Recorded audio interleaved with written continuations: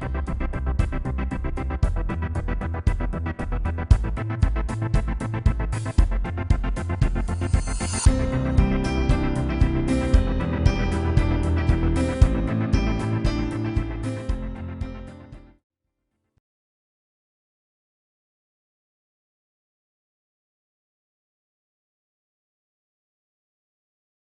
morning, everyone. I'm Atty.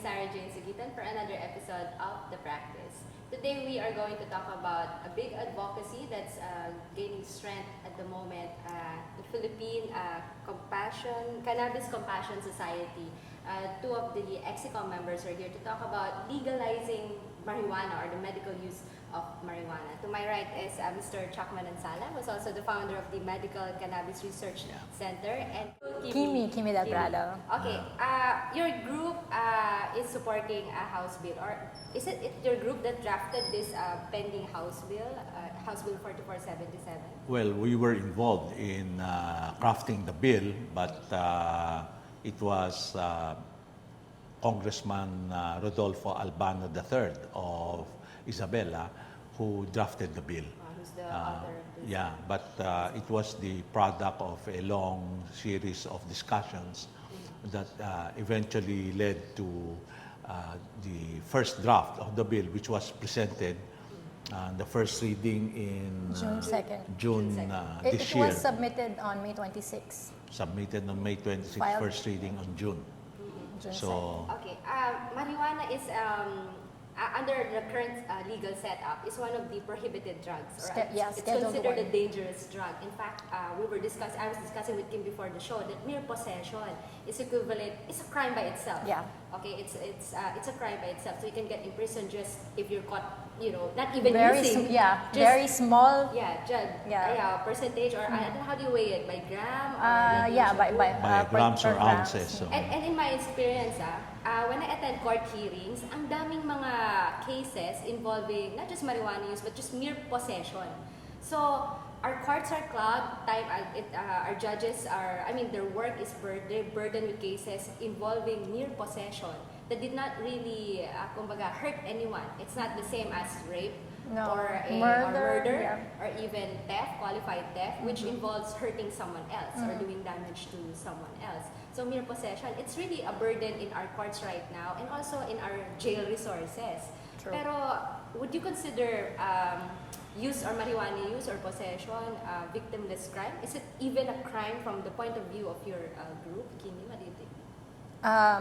I think we have this thing called no victim nor crime. As long as you don't harm anyone outside of your body, it's your choice. So instead of us clogging our penal system with this long process of hearings and court appearances, it drains resources, money wise and everything. So I think we should have laws to differentiate between violent and nonviolent crimes. We should focus on those that really matter, like yung mga violent crimes, because mere possession, like if you are caught with just minor possession of marijuana, you are lined with criminals, criminals who really out in the street harming people. And we're talking about just people, mga small possessions of marijuana, and they eat up a lot of their time. Most of them we don't even know. That's the word. Yeah, that's the word. Yeah. That's the word, trivial. In fact, worldwide, there's already a growing movement to reform drug policy with the recognition that the war on drugs has failed. And we are also in alliance with local groups who are pushing for the movement that calls for support on people who are using these so-called dangerous drugs instead of punishment. But our focus really is on advocating the use of cannabis, which is the scientific term for marijuana, cannabis as medicine.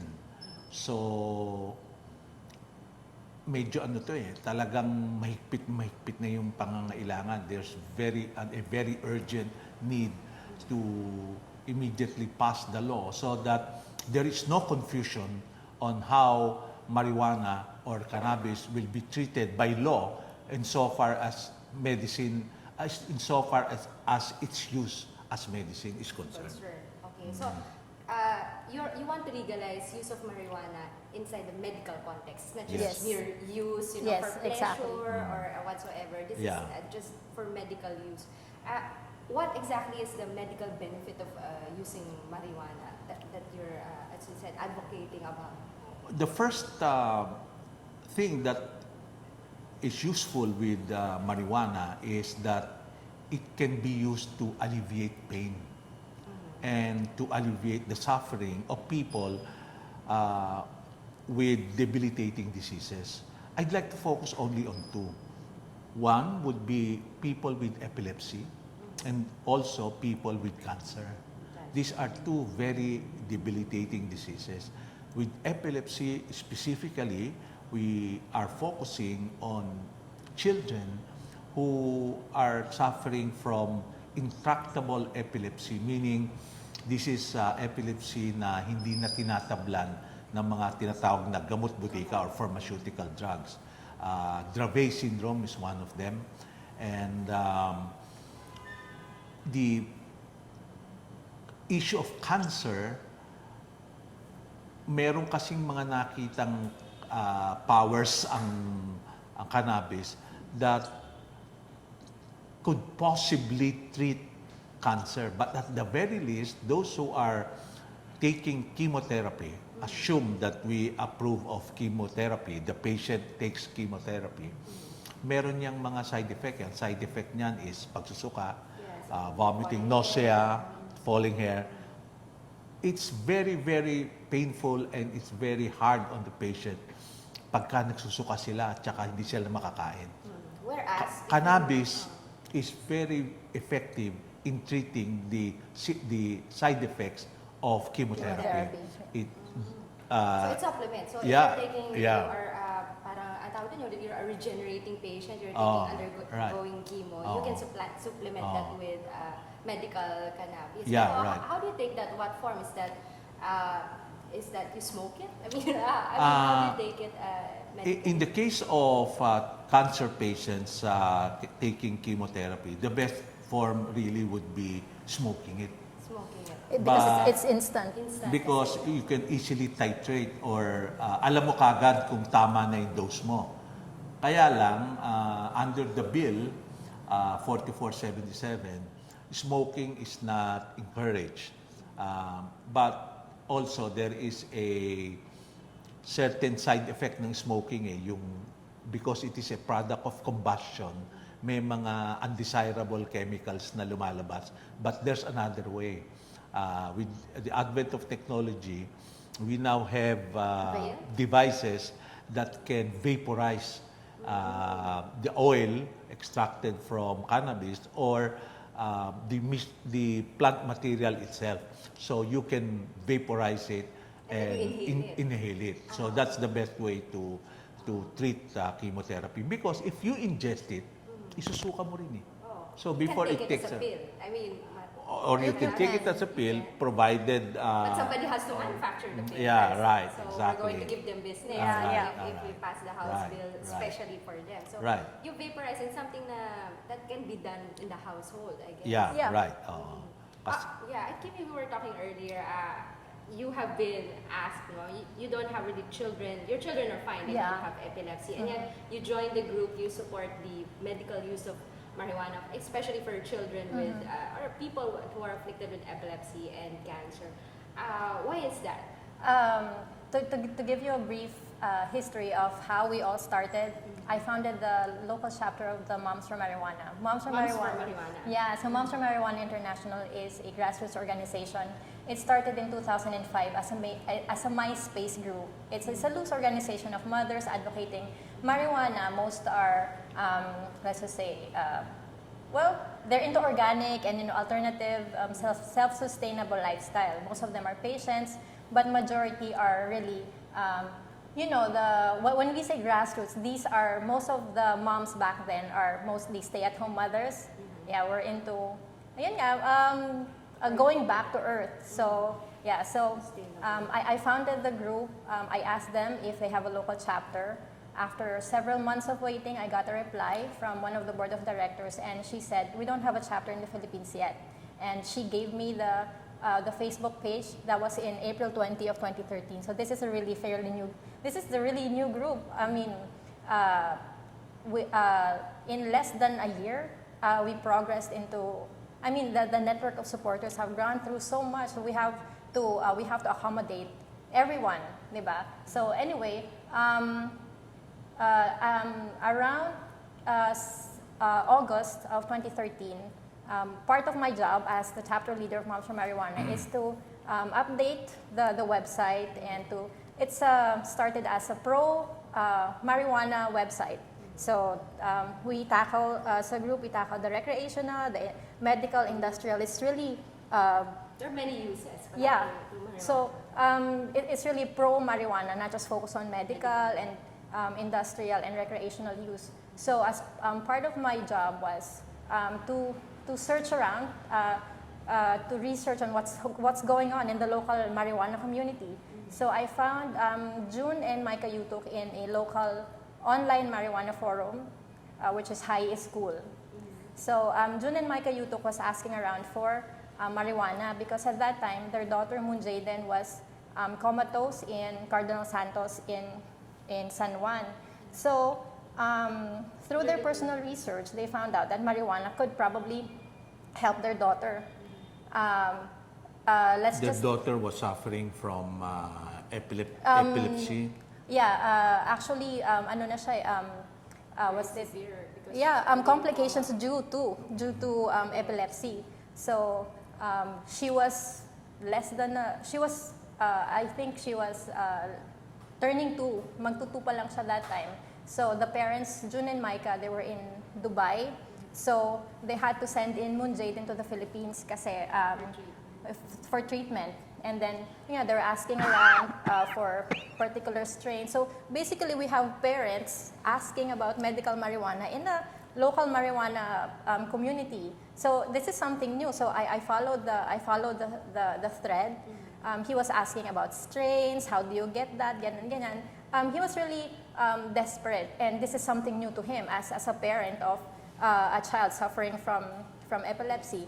So I got in touch with June Yutuk and I asked him if I can share their story sa Philippine Moms for Marijuana website. And he said yes. And what started was a very monumental and a very significant friendship because that led to where we are right now.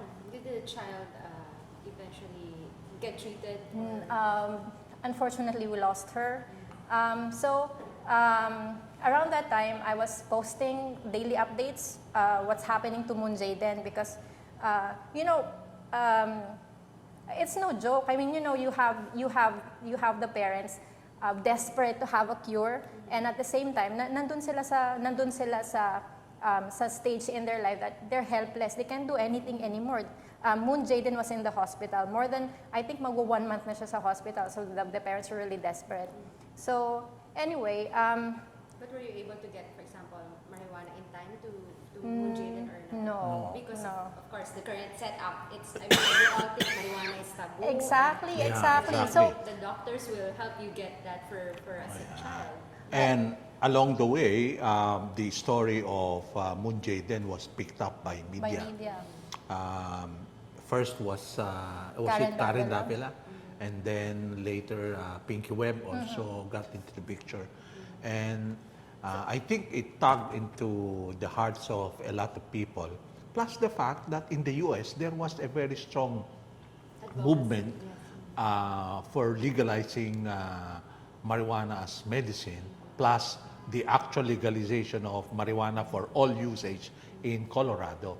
So that combination of factors led to a sudden interest on marijuana as medicine. Plus, there came a documentary from Dr. CNN. Sanjay Gupta of CNN titled Weed. Everybody can go into YouTube and look into that. There's already a Weed 2 version. And there, Sanjay Gupta said he had to apologize to America when he said that earlier statement, when he said that marijuana has no medicinal value. In that documentary, he said that he had to, when he looked enough, long enough, and hard enough, and deep enough into existing evidence, he discovered that in fact, marijuana had a lot of medicinal value and it had very strong therapeutic effects. And he featured some patients, the most dramatic of which was the feature on Charlotte Fiji, who was suffering from Dravet syndrome. The parents decided to treat her with an extract of cannabis in the form of an oil, which they gave to their child. And there was dramatic improvement from 300 seizures a week A week. to about 1 to 2 seizures a month. It was really dramatic. It's really dramatic. So that started it all. And mind you, the timing was so perfect. During the time that I met June and Micah Yutok online, this was also the same time the documentary came out. So when June and Micah was featured on TV, they mentioned the Facebook page. So we have more parents coming, sending letters, and that's and that's when I found out this is no joke. We have a lot of children suffering from this kind of disease, and what aside from the epilepsy, the damage that their current medications. So we have here toddlers. We have here very young and sensitive kids, and you're gonna give them doses of Valium, barbiturates, Barbiturates, phenobarbital, sabog na sabog ka doon, That's talagang what we bangag ka found doon. out. Let's compare the effects of marijuana vis-a-vis the chemical treatments or the pharmaceutical treatments. Chuck, as founder of the Medical Cannabis Research Center, I'd like to compare, no? Kasi, of course, as Kimi was saying, if you have a 2-year-old or younger child who's suffering from epilepsy, then you're going to give them barbiturates and etc. As compared to giving them something natural or herbal, even like weed, there's a lot of difference, and that has been shown in the documentary by Dr. Gupta. Yeah. So, what's your take on that? I mean, giving children or even any patient who has a very fragile health at the moment, chemicals or pharmaceutical, capsules or whatsoever, vis-a-vis giving them something natural like synthetic versus organic. yes, exactly, synthetic versus natural. Synthetic drugs or pharmaceutical drugs that are synthesized, that are usually single molecules, they have a role in treatment of disease. Phenobarbital can be effective in a lot of cases. Valium is a very good sedative if you're going to use it properly. But in both cases, phenobarbital and drugs like Valium have very strong side effects. And if anybody has used it already, they will tell you, bangag ka talaga ron, tutumba ka. Sabihin talagang babagsak ka. So imagine giving that to children. Of course, they put it in a certain dosage, so mas mababa. Pero yung toxicity niya, medyo mataas at a certain point. Which, when you compare it to cannabis or marijuana, the toxicity level of marijuana is very, very tolerable. It is not toxic at all. In fact, marijuana has no lethal overdose.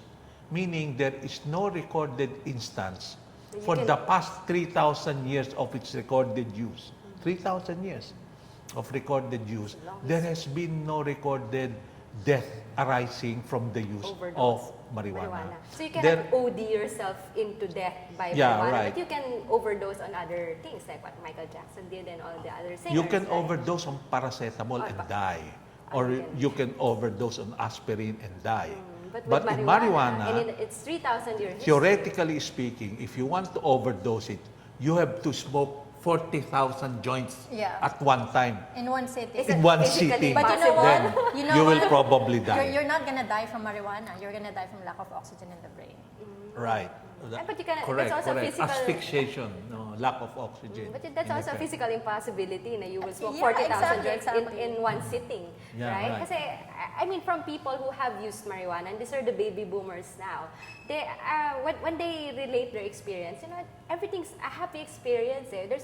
There's no really direct correlation as I was comparing it with shabu or other drugs. It doesn't make you bold enough to kill someone or to rape someone or to trespass and then loot other people. It's not, there's no direct correlation at all. Right. And I'd like to Right. mention, you have Steve Jobs admitting to have used marijuana. We have, I don't know if Barack Obama admitted to using marijuana before, but we Well, have... there were two presidents in the U.S. who admitted publicly. using it. One said he did not inhale, but this is George W. Bush and Bill Clinton, and they were both re-elected. So maybe marijuana is a condition to get re-elected. Pero why is it such a taboo? You know, there seems to be a stigma attached to it. I don't even know if the Filipino community or the society talks about it, you know, as except for, you know, you have a child who's sick and then you want to research on this. Pero I mean, as a whole, there seems to be a stigma attached to marijuana. Just the name alone. Just the name alone. We don't want to talk about it, and we deny even if you've already used it. Parang we don't want to admit it. Well, aside from the fact that it's a crime, which it should not be. Maybe we should. Is it part of the House bill, by the way? Will you be decriminalizing the use of marijuana? Will we decriminalize In the the use of proposed, marijuana? No, House we bill. are not. Just for medical use. It's Very for only specific. for medical use, and there will be very specific provisions that will exempt patients, doctors, and caregivers From and liability. researchers from any criminal liability and penalties when they are using marijuana or in the possession of marijuana, but only for medical use. We are not advocating We don't encourage. the criminalization of marijuana as of now. I think that is better a topic of those who are proposing for a more enlightened drug policy, a more benign approach, a more supportive approach, that society should focus more on education rather than prosecution, support rather than punishment. But that would be an entire topic by itself. Right now, our focus is making sure that within the next 2 years, at least until the end of the presidency of President Aquino, we would be able to have the House Bill 4477 approved, because there is some, I don't know if you will agree with me, but the Philippines is some sort of a magical realist country. Things happen for no apparent reason and suddenly something happens. And so on. Could you imagine that? What's happening now is, I don't know what's happening to our president and the Supreme Court. Suddenly there's this unusual story.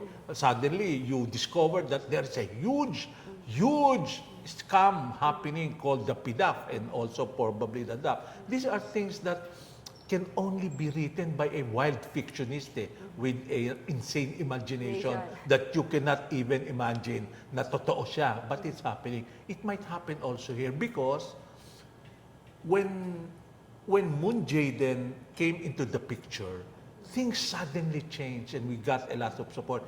Take note of the name, Moon Jaden. That's MJ. Marijuana. Oh, ano? Right. Yes. And for the record, we're not high, you know? While we're No, talking. we're not. And then, Yeah, that's very true. just recently, we had the support of a very strong group, the Catholic Bishops Conference of the Philippines, the So CBCP. CBCP is behind you in this. Wow. Well, they did not specifically say they Endorse, support or they endorse House Bill 4477 and they Oh. support the group. But what they have is, according to Archbishop Sok Villegas, he said it's marijuana, medical cannabis is morally acceptable. In fact, all so-called narcotic drugs are considered acceptable as treatment, especially for those who are suffering from terminal illness like cancer patients at the last stage of their life. Ano ba may effect? When you take marijuana and you're suffering from cancer, does the pain go away? Not necessarily. Does it cure the cancer or? Actually. One would be definitely it helps a lot in the treatment of the pain Yeah, the to pain. alleviate it, especially when you use morphine. At a certain point, Morphine. when you use morphine, the effect of morphine starts to wane. When you want to boost it, you include You mix cannabis, marijuana, into and the then it treatment. becomes potent again. Again. And it is more tolerable. Second, the effect on the quality of life of the patient. The unique characteristic of cannabis is that it is able to lift your mood.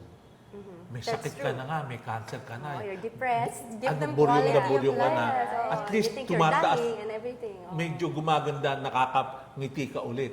And then, it stimulates your appetite. It So helps you- you it from helps your body. wasting. Yeah, Right. It provides nutrients again to you. So, maraming effect siya. Plus, this is the most exciting part. In animal experiments, usually on mice and rabbits, and on the laboratory, marijuana has been shown to have very dramatic effects that may be a cure for cancer. It could shrink tumors. Yeah. It can shrink tumors. It tells cancer cells to die. die. It prevents the spread of cancer. And it prevents the growth of blood vessels to feed the cancer. And it shrinks the tumor cells. So these are very, very exciting probabilities. Abilities, yes. That's why if we legalize marijuana as medicine and we promote the research, then large-scale human studies will now be possible. So That's very exciting. very exciting. Of course, there is also another debilitating disease that for some people, it's almost like you'd rather die than suffer continuously. This is multiple sclerosis. Sa multiple sclerosis, sumasakit ang katawan mo, lagi kang may spasm. Nare-relieve yun effectively Ng ng cannabis. cannabis. Oo. There are studies to show it. There are patients who can testify In to the US, effectivity. there are a Marami. lot of success stories already on multiple sclerosis. And another factor that I would consider is also the abundance of marijuana or the weed. I mean, it grows naturally here in the Philippines. It's not something we need to export into the country, pay tariffs, and right. etc. It's not relatively expensive. Kumbaga, it's just difficult to get because current setup is mere Right. possession, you go to jail. So nobody wants to sell it or trade it or grow it even. But you were discussing earlier, hindi lang medical use to You can even have industrial use, yeah. etc. You can make a whole industry out of this. You can have manufacturing plants, generate jobs, etc. All under a regulated framework, of course. So that, like with any other things, dapat in moderation, hindi lang naman, Right, diba? right. Like, Mabuti na banggit mo yun kasi in the bill, one of our explicit objective is in the legalization of cannabis. We want to make sure that it is accessible, it is safe, and it is affordable.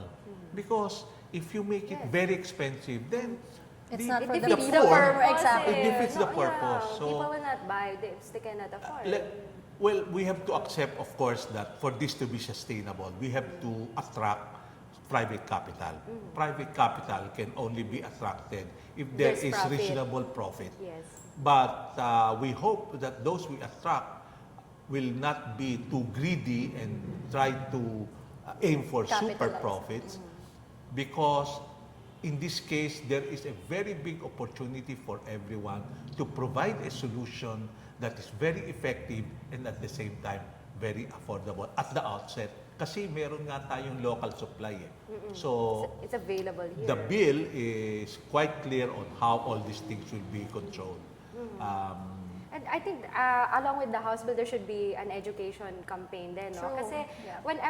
whenever I see policemen or even the Dangerous Drugs Board, when they confiscate yung marijuana and then they dispose of it, they burn it And then, of course, everybody gets high. So it's not proper disposal. That also defeats the purpose. So we need to educate not just the people who are going to be end users, but also even our law enforcers, etc., our judges, our lawyers, and yun nga, the end user, which is this is for medical use, as you said, and it really somehow it gelled because of, well, we had to sacrifice Moon Jaden in the process, but it was a very good, it's a good sign. You know, It's actually monumental. Oh, it's That monumental. time, yun nga around that time, it's happening simultaneously all over the world, and each states after states, they legalize for medical use then. So, so now we have mothers, we have parents going to the website.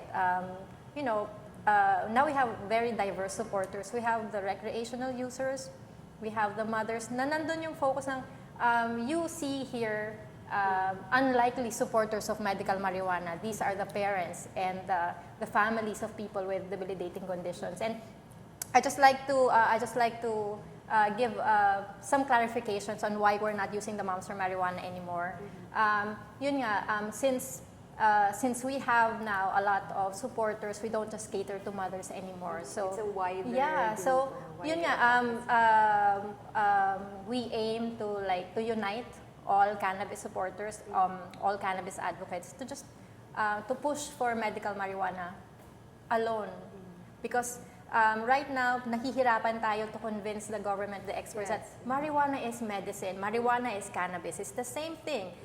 It's so hard to prove to them na, you know what, it's Scheduled 1, but at the same time it's used in other countries to treat people. So how can you say that something has no medicinal property, it is prone to abuse? How can you say that here in the Philippines when it's something else is happening in other places, countries, right? So we can't just say na sarado yung usapan natin, marijuana, drugs, criminal, tapos yung usapan. What we want is for people, and most especially the government, I mean, to open your eyes. How many more lives do we have to lose? We did not just lose Moon Jaden. After Moon Jaden, we have, you know, and even before Moon Jaden. after Moon Jaden died, we have one child. After 1 month, after Moon Jaden died, we had another one and then another one. You know how heartbreaking it is For a parent, for parents to write to the website and say, yun nga, we lost our son or we lost our daughter. We have this the Hope campaign started in Moms for Marijuana pa. In Philippine Moms for Marijuana, we had the Hope campaign, which started with Moon Jaden. So yun nga, the idea there is to give hope to people, and you know, when your doctors tell you that we have given up, we don't have any more options, are you going to let your doctor decide for your child, right? So of course, nandyan yung involvement ng parents to seek for something else. They will not stop. Oh, really? So my son or my daughter is epileptic. So that's just it. We just have to live with the fact that we will give these amounts of medications all throughout the lifespan of the child just to prevent seizures. So Yes, yeah. where's the compassion in that? We really need to revisit the criminalization of marijuana, because apparently the facts are contrary to what we enacted as a law. And I would like to thank my guests today, Kim Del Prado and Mr. Chakman Ansala, for enlightening us on the medical use of marijuana. Hopefully you'll support them. They have a Facebook page. Again, the group is called Philippine Cannabis Compassion Society. Please look for them. And the next reading of the bill will be end of July. So, you know, this is not just for the patients who need medical marijuana. This is also for the users who should not be in jail because they did not really commit a crime. Let's be practical about this. Let's look at the facts. Let's revisit the law and hopefully change it to conform with present, not only magical, but the reality. Again, thank you very much for joining this. Can we say that for those who would really like to support us, and in fact, all Filipinos should be supporting this, they can visit the Facebook page of the Philippine Cannabis Compassion Society and the Medical Cannabis Research Center and join us in a petition signing that we have posted in change.org. Yes. And they can include their name and they can comment, and we will really appreciate it, and they will be doing a lot of good for all who need medical cannabis today. We're aiming for 1 million, so 1 million. yeah, I know it's not impossible. Yes, Yeah, we can do Of course, thank you for Thank you so much. inviting Thank us you so and much. allowing us to express our sentiments and be able to share with others what we can do to help others too. Very interesting show. Join us again next week for another episode of The Practice. Thank you for watching. Thank Thank you. I have a sticker.